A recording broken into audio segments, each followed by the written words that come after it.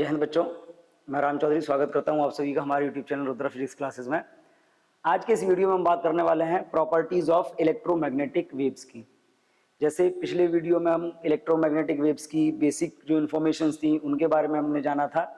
उसके बाद हमने इलेक्ट्रोमैग्नेटिक वेव्स को प्रोड्यूस करने के मेथड्स को समझा। आज हम इलेक्ट्रोमैग्नेटिक वेव्स की प्रॉपर्टीज के बारे में डिस्कस करने वाले हैं। स्टार्ट करते हैं प्रॉपर्टीज ऑफ इलेक्ट्रोमैग्नेटिक वेव्स। अब देखिए बेसिक प्रॉपर्टीज से अगर हम स्टार्ट करें तो बेसिकली जब हमने वेव्स का क्लासिफिकेशन किया था तो फर्स्ट जो इलेक्ट्रोमैग्नेटिक वेव थी उसको हमने डिफाइन केवल एक ही प्रॉपर्टी के बेस पे किया था कि ये जो वेव्स होती हैं इन वेव्स को प्रोपेगेट होने के लिए मीडियम की रिक्वायरमेंट नहीं होती। फर्स्ट दो टाइप की वेव थी, एक मैटर वेव्स थी जिनको प्रोपेगेट होने के लिए मैटर मीडियम चाहिए था, मटेरियल मीडियम, बट इनको मटेरियल मीडियम की रिक्वायरमेंट नहीं होती। और यहीं से हम इनकी प्रॉपर्टीज को स्टार्ट करने वाले हैं। Then the first property is these waves do not require any material medium for propagation। यानी कि ये जो वेव्स हैं इनको एक प्लेस से दूसरे प्लेस तक ट्रेवल करने के लिए किसी भी मटेरियल मीडियम की रिक्वायरमेंट नहीं होती। बेसिकली ये वैक्यूम में ट्रेवल कर सकती हैं, इसका सेंस ये है। सेकंड अगर हम बात करें तो देखिए इलेक्ट्रोमैग्नेटिक वेव्स की आपने बात करी है। इलेक्ट्रोमैग्नेटिक वेव्स क्या होती है? वेव मतलब एनर्जी। इलेक्ट्रोमैग्नेटिक वेव की अगर आप बात कर रहे हो तो वेव जिस मीडियम में चल रही है उसकी स्पीड भी होनी चाहिए। तो अगर हम बात करें वैक्यूम में, इन वैक्यूम और free space electromagnetic waves will travel with speed of light, यानी कि जब आप एयर में या वैक्यूम में बात करते हो तो इनकी जो स्पीड होती है वो लाइट की स्पीड के इक्वल होती है। कितनी होती है? इनकी स्पीड होती है c, that is equal 1/√μ0 into epsilon not. Clear? और जो इनकी स्पीड है इलेक्ट्रोमैग्नेटिक वेव्स की वैक्यूम में, उसको रिप्रेजेंट करने का फॉर्मूला होता है ये, और इसकी वैल्यू आपको ऑलरेडी मालूम है, होती है 3 × 10⁸ मीटर पर सेकेंड। अब इस फॉर्मूले में देखिए म्यू नॉट क्या है? म्यू नॉट वैक्यूम या फ्री स्पेस की रिलेटिव परमिएबिलिटी है, वैक्यूम या फ्री स्पेस की परमिएबिलिटी है, और एप्सिलॉन नॉट क्या है? फ्री स्पेस की परमिटिविटी है। तो इन दोनों प्रॉपर्टीज यानी कि इलेक्ट्रिक और मैग्नेटिक प्रॉपर्टीज दोनों को रिलेट करके इनकी स्पीड मिलती है, और वो होती है c = 1/μ0 इंटू एप्सिलॉन नॉट। अब अगर हम बात करें अदर मीडियम्स के लिए तो देखिए इन अदर मीडियम्स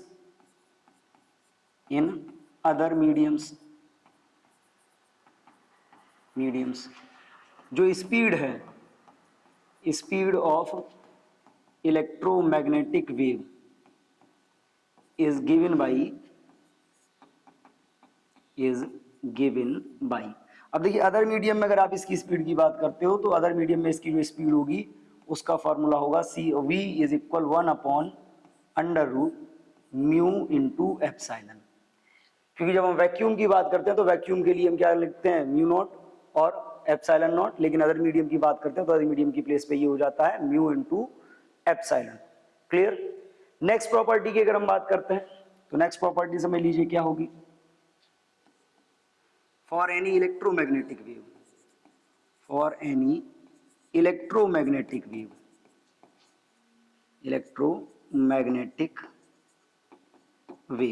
अब देखिए इलेक्ट्रोमैग्नेटिक वेव के लिए अगर हम बात करते हैं तो किसी भी इलेक्ट्रोमैग्नेटिक वेव के लिए उसका जो इलेक्ट्रिक फील्ड और मैग्नेटिक फील्ड वेक्टर का जो रेशियो होता है that is always equal to the speed of light.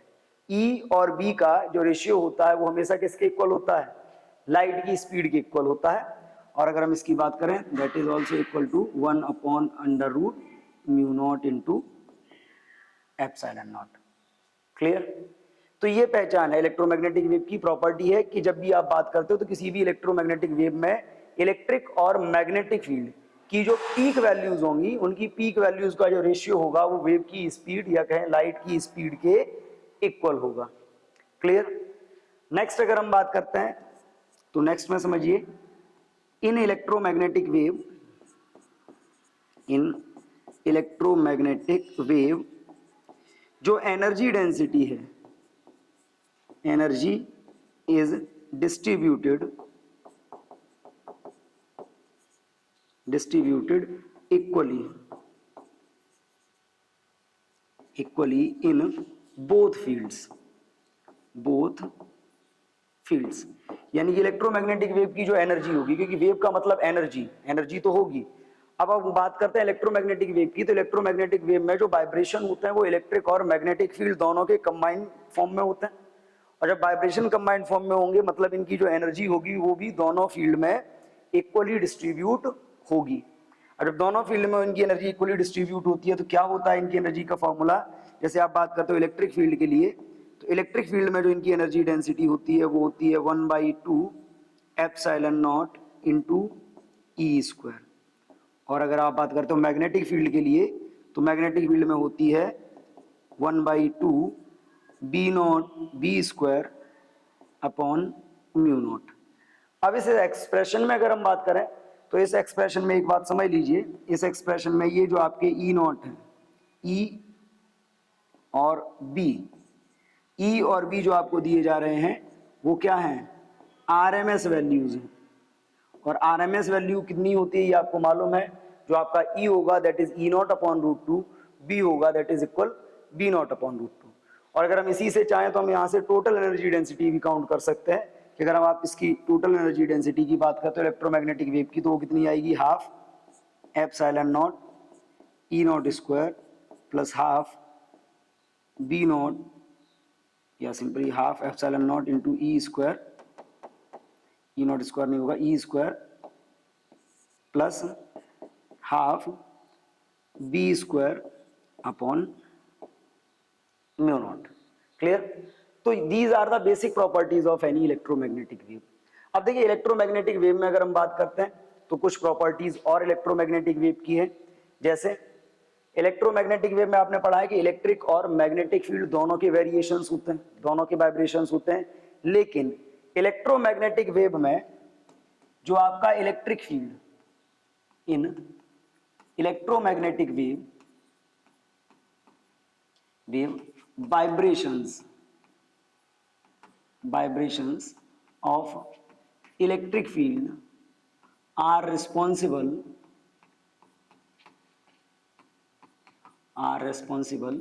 for optical effect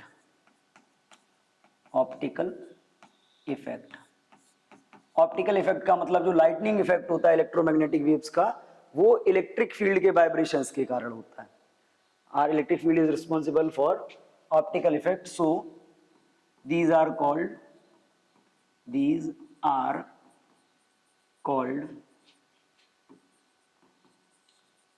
light vectors। Optical effect के रिस्पॉन्सिबल होते हैं, इसीलिए इनको क्या बोला जाता है, इसीलिए इनको बोलते हैं लाइट वेक्टर।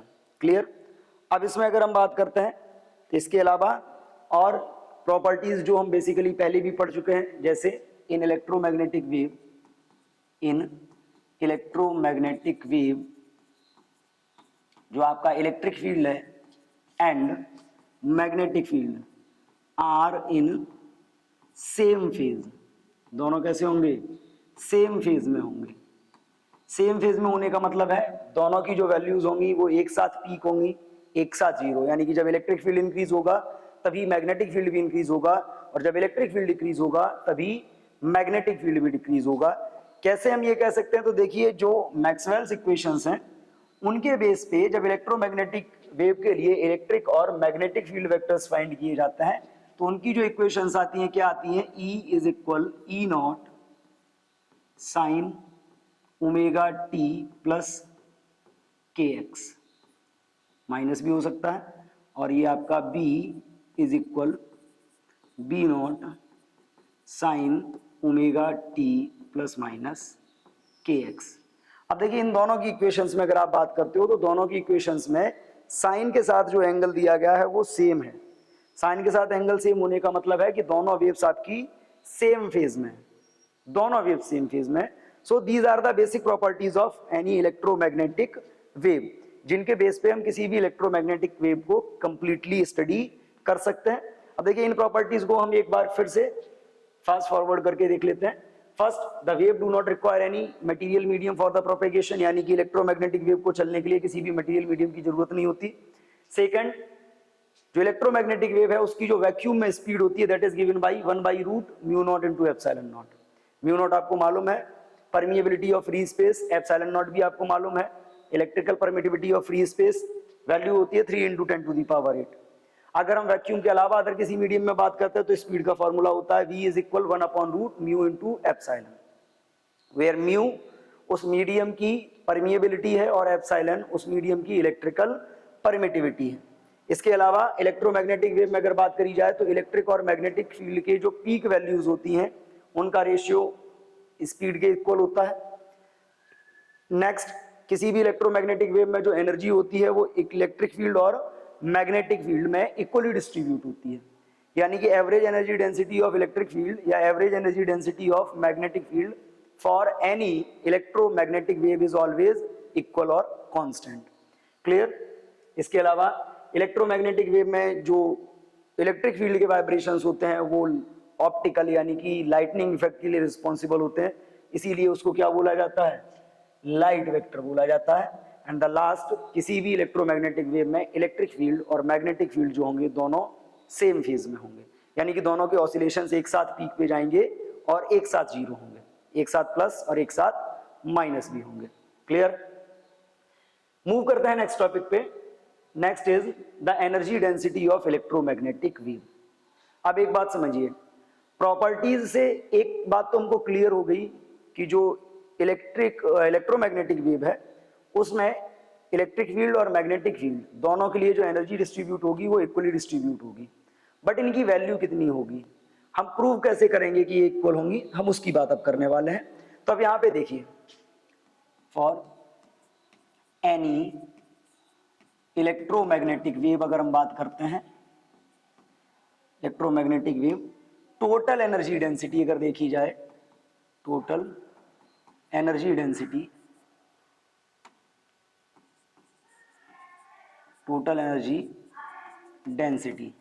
अब देखिए टोटल एनर्जी डेंसिटी का क्या होगा formula, total energy density U is equal क्या होता है, UE प्लस UB, दोनों फील्ड के सम के इक्वल होगी। अगर हम इनकी वैल्यू प्लेस करते हैं तो यहाँ पे क्या होगा, UE होता है आपका half epsilon not E², UB होता है half B² upon mu not. अब यहाँ पे देखिए ये जो आपका वैल्यू दे रखा है इसमें, ये यहाँ पे अगर आप देखते हैं तो ये जो आपका E है, E क्या है, ERMS है और इसकी वैल्यू होती है E0 अपॉन √2, और जो आपका B है वो क्या है, BRMS है और इसकी वैल्यू होती है B0 अपॉन √2। अगर हम ये वैल्यूज इसमें अप्लाई कर लेते हैं, ये जो इक्वेशन हमको दी जा रही है इस इक्वेशन में अगर हम इन वैल्यूज को अप्लाई कर लें, तो अब अप्लाई करने पे देखिए, अप्लाई करने के बाद अगर हम इसकी बात करते हैं नाउ, अगर हम अप्लाई कर लेते हैं तो ये जो आपका UB हो जाएगा, UE इज इक्वल क्या हो जाएगा, half epsilon not into E0 upon √2 whole square, मतलब जो आपका ये आया UE इट इज इक्वल हो जाएगा 1/4 epsilon not into E0 square. Clear? इसके आगे अगर हम बात करते हैं तो अब यहाँ पे देखो, दूसरा अगर आप UB की बात करते हो तो UB में अगर आप ये अप्लाई कर लेते हो तो ये क्या हो जाएगा, 1/2 B0 upon √2 whole square upon mu naught. Solve करोगे तो ये आएगा आपका UB is equal 1/4 B not square upon mu not. Clear? ये वैल्यूज तो हमको मिल गई, बट अगर हम इनको चाहे प्रूव करना चाहें कि ये दोनों इक्वल होते हैं, तो अगर हम उसकी भी बात करते हैं, देखिए ये आपको मिला बी की वैल्यू, हम इसमें क्या करते हैं, हमको जो मालूम है कि जो आपका बी नॉट है, बी नॉट इज इक्वल क्या होता है, आपने पढ़ रखा है एक formula, E not upon B not is equal होता है सी। अगर आप इसको ट्रांसफर कर लेते हो तो यहां से क्या आएगा आपका, यहां से आपका निकल के आएगा B not is equal E not upon C. अगर B not is equal E not upon C है, ये वैल्यू अगर हम इसमें प्लेस कर लेते हैं, देन ये जो आपका यू बी था, यू बी कितना हो जाएगा बेटा, 1/4 तो पहले से है, 1/4। क्लियर? आप इसमें वैल्यू पकड़ते हो, ये बी नॉट स्क्वायर है, बी नॉट स्क्वायर की जब ये देखिए ये दिया है। क्लियर? ये आपका इसका वैल्यू आया था, बी नॉट स्क्वायर की वैल्यू रखोगे तो ये क्या हो जाएगा, E not upon C whole square upon mu not.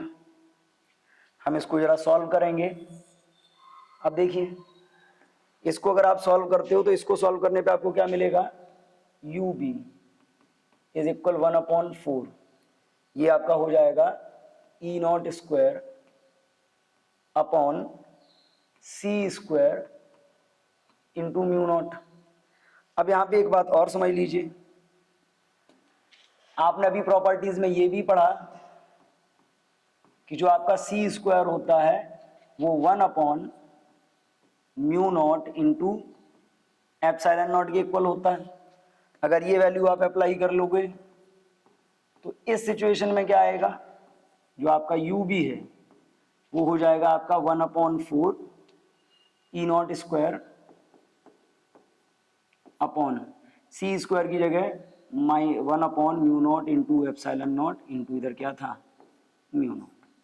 Mu not से mu not cancel, epsilon not ऊपर जाएगा तो ये आपका हो गया u B is equal 1/4 epsilon not into E not square. अब देखिए यही वैल्यू किसकी है, यू ई की है, तो अगर हम यहाँ पे देखें तो यू बी इज इक्वल क्या आ गया आपका, यू बी इज इक्वल आ गया यू ई।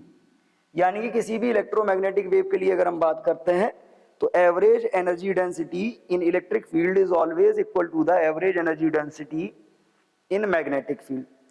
अब इसी कॉन्सेप्ट के बेस पे देखिए, U is equal to U B गया, दोनों हमारे पास इक्वल हो गए, और हमने क्या पढ़ रखा है, टोटल एनर्जी डेंसिटी जो होती है किसी भी इलेक्ट्रोमैग्नेटिक वेव की वो दोनों के सम के इक्वल होती है।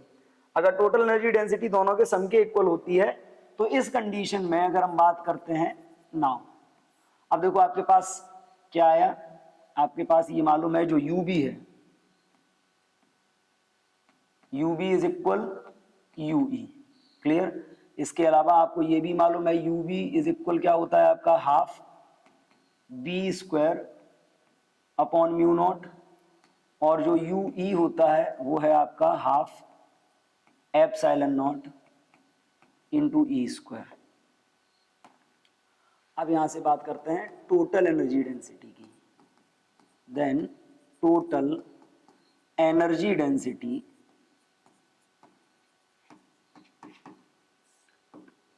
ऑफ इलेक्ट्रोमैग्नेटिक वेव कितना आएगा, U इज इक्वल होता है U E plus U B.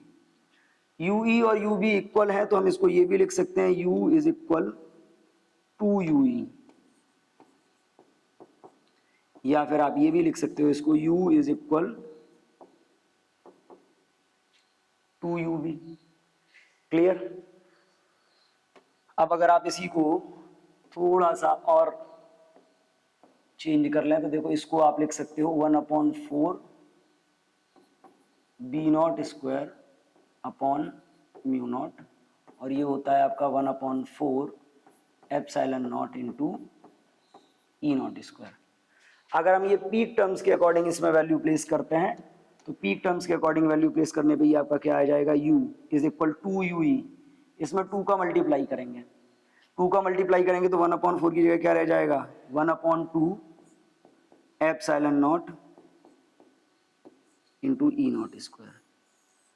Total energy density in terms of electric field ये आ गया। अगर यही हम बात करें total energy density in terms of magnetic field तो क्या आएगा, 1/2 B not square upon mu naught. ये आ गया total energy density in terms of magnetic field.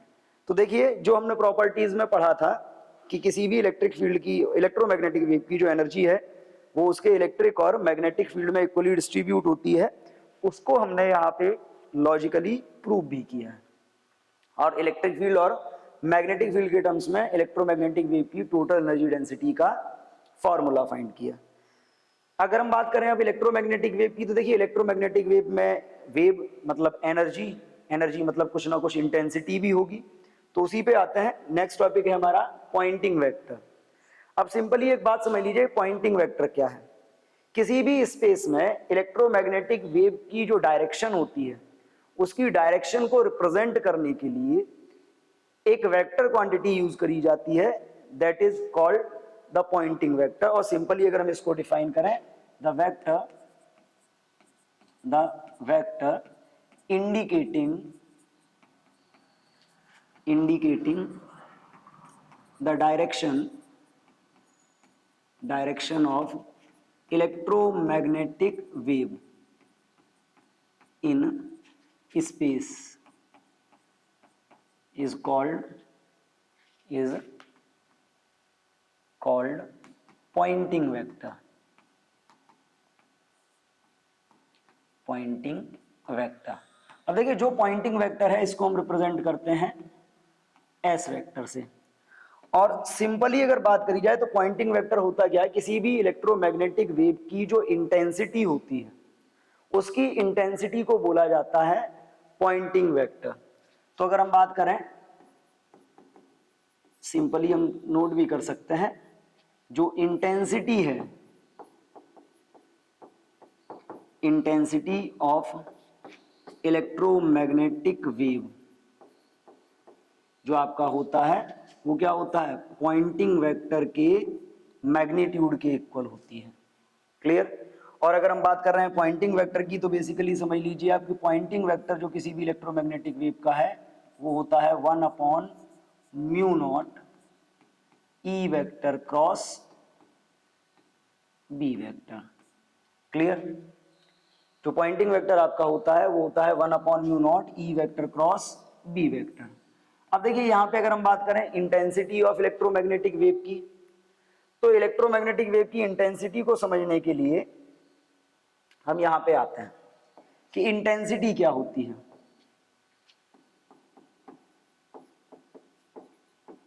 Intensity of electromagnetic wave. एक कॉमन सी बात समझिए, मान लीजिए कोई भी इलेक्ट्रोमैग्नेटिक वेव है, फॉर एग्जांपल आपने लाइट ले ली या अल्ट्रामैग्नेट रेडिएशन, अल्ट्रावायलेट रेडिएशन या इंफ्रारेड रेडिएशन ले लिया आपने। ये किसी भी सरफेस, मान लीजिए यहाँ पे एक सरफेस रखी हुई है, ये जब रेडिएशन इस सरफेस पे इंसिडेंट होगा तो क्या होगा, रेडिएशन या इलेक्ट्रोमैग्नेटिक वेव, वेव का मतलब उसके साथ एनर्जी होगी। एनर्जी होगी तो जब भी ये किसी सरफेस से टकराएगा तो क्या होगा, उस सरफेस को ये एनर्जी ट्रांसफर करेगा। या हम यूं कहें कि जब वेव इंसिडेंट होगी सरफेस पर मतलब उस पर एनर्जी इंसिडेंट होगी। उसी एनर्जी के बेस पे हम फाइंड करते हैं इसकी इंटेंसिटी को। और आपने क्लास 11th में बहुत अच्छे से पढ़ा हुआ होगा, जो इंटेंसिटी होती है,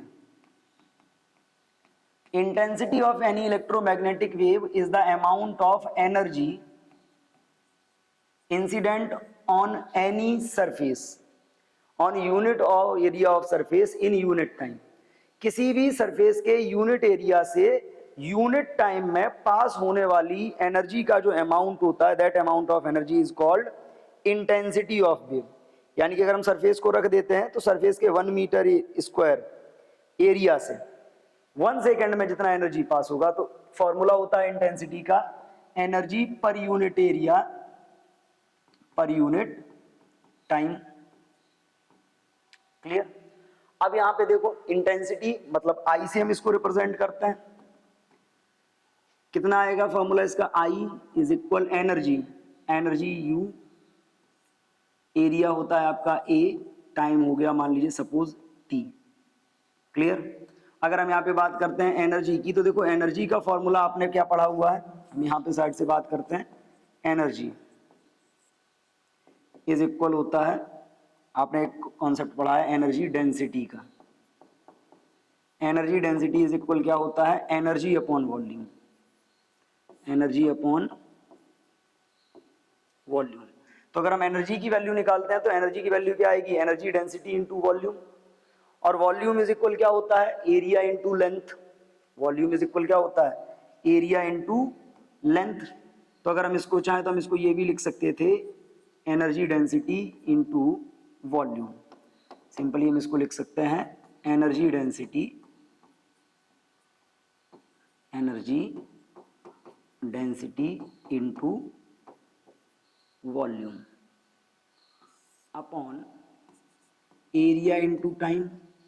अब देखिए एनर्जी डेंसिटी का फॉर्मूला होता है small you, volume is equal होता है एरिया, वॉल्यूम इज इक्वल होता है एरिया इनटू डिस्टेंस या area into length travelled by the electromagnetic wave in given time, upon क्या हो जाएगा आपका, एरिया इनटू टाइम, एरिया से एरिया कैंसिल, तो सिंपली आपके पास क्या आया इंटेंसिटी का formula, I is equal u into c, I is equal आया u इंटू सी, यू मतलब एवरेज एनर्जी डेंसिटी, c मतलब स्पीड ऑफ लाइट। क्लियर। अब अगर हम इसके बेस पे एनर्जी डेंसिटी का फॉर्मूला फाइंड करते हैं, तो एनर्जी डेंसिटी आप अलग अलग फॉर्म में फाइंड कर सकते हो, for electric field, electric field अगर आप इलेक्ट्रिक फील्ड के टर्म्स में बात करते हो आई की, तो आई इज इक्वल क्या होगा, यू की वैल्यू जस्ट अभी आपने क्या पढ़ रखी है पीछे, उस पर लौट के आते हैं, half epsilon not into E not square. Clear. तो half epsilon not into E not square, E not square into C, और अगर आप बात करते हो in terms of magnetic field, magnetic field के टर्म्स में कितना होगा, तो आई इज इक्वल आपका क्या हो जाएगा, half B not square upon mu not into C.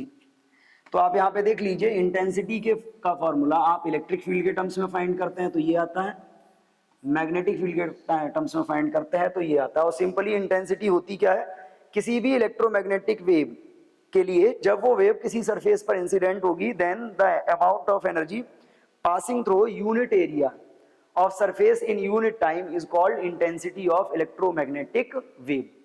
Clear. तो फॉर्मूला हमारे पास ये आ गया। क्लियर है। हम पॉइंटिंग वेक्टर के बारे में भी बात कर चुके हैं। पॉइंटिंग वेक्टर इज इक्वल क्या होता है, एस वेक्टर इज इक्वल होता है 1 upon mu not into E vector cross B vector. अब देखिए E vector cross B vector का जो मैग्नीट्यूड होगा, ये जो आपका पॉइंटिंग वेक्टर का मैग्नीट्यूड होगा, यही आपका इंटेंसिटी के इक्वल हो जाता है। क्लियर। मूव करते हैं आगे। नेक्स्ट है हमारा pressure exerted by electromagnetic wave.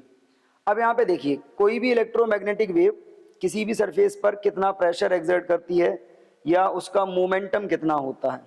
इसके लिए अगर हम बात करें तो देखो मोमेंटम, मोमेंटम क्या होगा वो समझेंगे, उसके बाद हम समझेंगे प्रेशर को।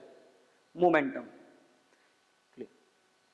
अब देखिए मोमेंटम, पहले मोमेंटम को समझ लेते हैं। Momentum of electromagnetic wave, momentum of electromagnetic wave. अब देखिए मोमेंटम का क्या होता है, किसी भी वेव के लिए उसका जो मोमेंटम होता है, वेव का मोमेंटम इक्वल होता है energy of wave upon energy of wave upon wave speed, wave speed.